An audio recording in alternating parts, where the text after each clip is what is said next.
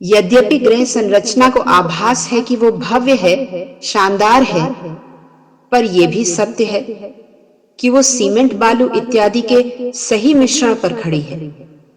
व्यक्ति ने समझने में बहुत समय गंवाया है कि यही तो ग्रह निर्माण की आवश्यक कड़ी है।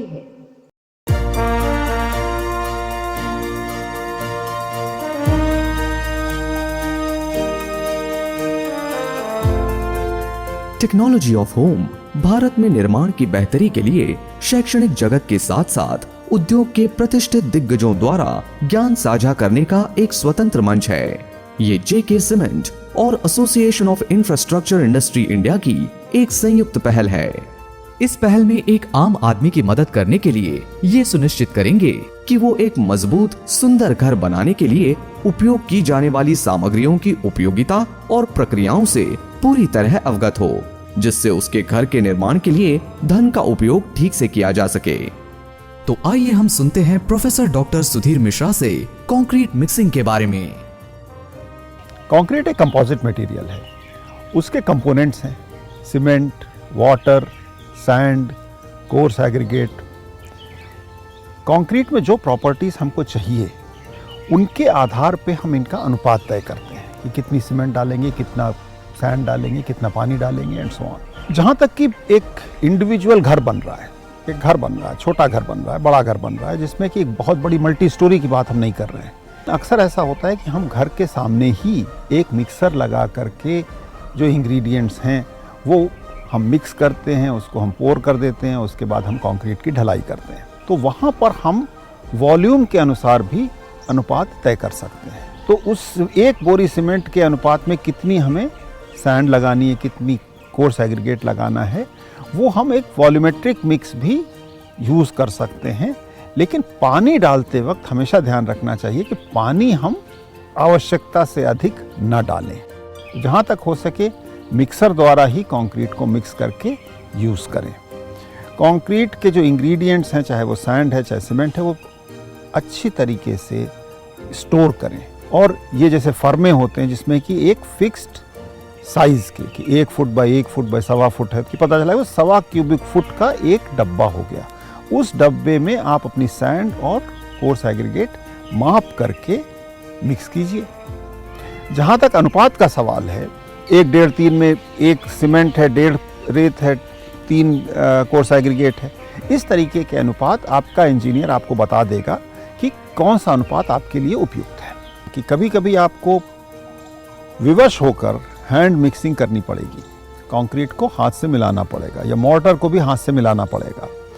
उसमें एक बार मिलाया हुआ मिक्सचर घंटे भर बाद वापस आकर के पानी मिला करके यूज़ करना, ये बहुत ही गलत प्रैक्टिस है। इसका किसी भी प्रकार से तकनीकी जस्टिफिकेशन नहीं हो सकता है। तो आप उतना ही सामान मिलाइए जितना कि आप एक समय यूज़ कर सकें।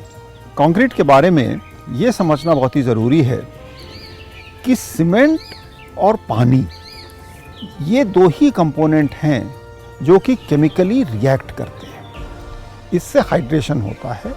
अच्छा, जब केमिकल रिएक्शन की बात होती है तो उसमें एक अनुपात तय हो जाता है कि हमें 1 ग्राम, 10 ग्राम, 1 किलोग्राम सीमेंट को हाइड्रेट करने के लिए कितना पानी चाहिए।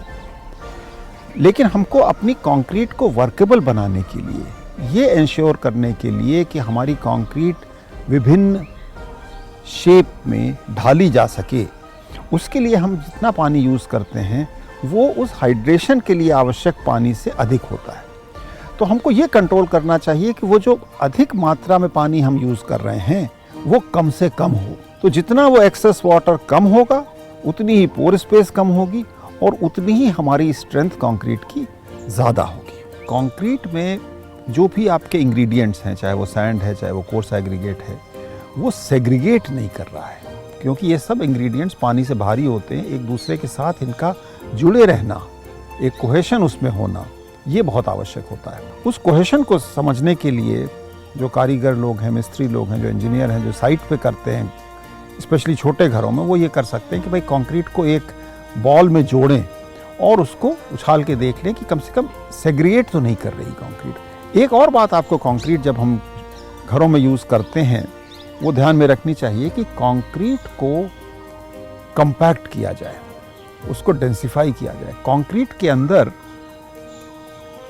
हवा ट्रैप हो जाती है।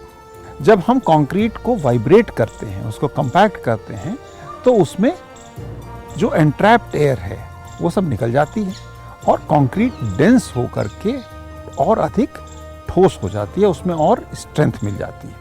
कंक्रीट को मिक्सर से गिराने के बाद उस स्थान तक ले जाना जहां पर की ढलाई होनी है, वो समय कम से कम होना चाहिए। वो कैसे हम ले जाते हैं, चाहे हम तसले से ले जाएं, चाहे हम किसी भी तरीके से ले जाएं, इसका ध्यान रखना चाहिए कि समय कम से कम हो। ये ध्यान रखना चाहिए कि ट्रांसपोर्टेशन के दौरान कंक्रीट ड्राई ना हो जाए, अर्थात जो उसमें पानी है वो इवेपोरेट ना कर जाए। और ये चीज़ ध्यान में रखनी होगी कि विशेष रूप से अगर हम गर्मी में कंक्रीटिंग कर रहे हैं, जबकि इवेपोरेशन बहुत हाई होता है। साथ ही साथ बारिश अगर हो रही है तो उसमें कंक्रीट में पानी नहीं पड़ना चाहिए, ये ध्यान रखिए, कवर करके ले जाइए। कंक्रीट को डालते समय ये ध्यान में रखना होता है कि सेग्रीगेट ना हो। तो अब कंक्रीट अगर फाउंडेशन में आप गिरा रहे हैं, फाउंडेशन की ढलाई कर रहे हैं, कॉलम की ढलाई में भी यही बात आती है कि आपको कंक्रीट ऊपर से ही डालनी होती है। तो उसके लिए मानक भी हैं और उनका एक कारण भी है। 3 फुट 4 फुट की ऊंचाई से अगर कंक्रीट गिराते हैं तो हम ये मान के चल सकते हैं कि उसमें सेग्रीगेशन नहीं होगा।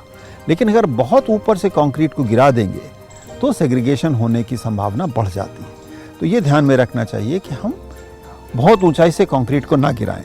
ये ध्यान रखें कि कंक्रीट के रास्ते में अड़चने ना हो, जो कि रीइंफोर्सिंग बार्स आपके हमेशा होती हैं, स्टील की बार होती है, तो उसमें टकरा करके भी सेग्रीगेशन हो सकता है। तो इन सब बातों का ध्यान रखते हुए ही हमको प्लेसिंग करनी चाहिए। कंक्रीट के प्लेस होने के बाद एक तो प्रोसेस हुआ कंपैक्शन का। कंपैक्शन के बाद कंक्रीट आपकी ढलाई हो गई और फॉर्मवर्क हटा देने के बाद आपकी कंक्रीट एक्सपोज हो गई। अब हमको ये ध्यान में रखना है कि जो उसमें हाइड्रेशन हो रहा है और जो सीमेंट की हाइड्रेशन प्रक्रिया है वो अधिक से अधिक हो सके, उसके लिए हम एक प्रोसेस करते हैं जिसको हम कहते हैं तराई या क्योरिंग। क्योरिंग करने के बहुत सारे तरीके हैं, लेकिन जो घरों में अमूमन किया जा सकता है और करना चाहिए वो है कि हम उसको बोरी से या टारपुलिन से किसी चीज़ से ढक दें। उस बोरी या टारपुलिन को जहाँ तक हो सके गीला रखें।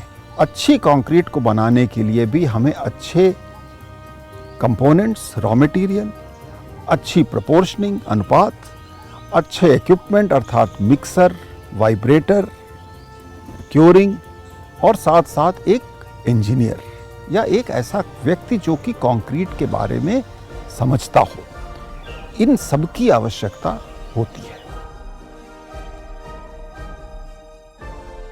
प्रोफेसर डॉक्टर सुधीर मिश्रा एक प्रसिद्ध और एक प्रमुख शिक्षाविद हैं, जिन्होंने टोक्यो विश्वविद्यालय से पीएचडी की डिग्री हासिल की है और आईआईटी कानपुर में 25 वर्षों से कार्यरत हैं। उनकी अनुसंधान रुचि निर्माण इंजीनियरिंग और प्रबंधन में निहित है। टेक्नोलॉजी ऑफ होम, सुदृढ़ सुंदर निर्माण।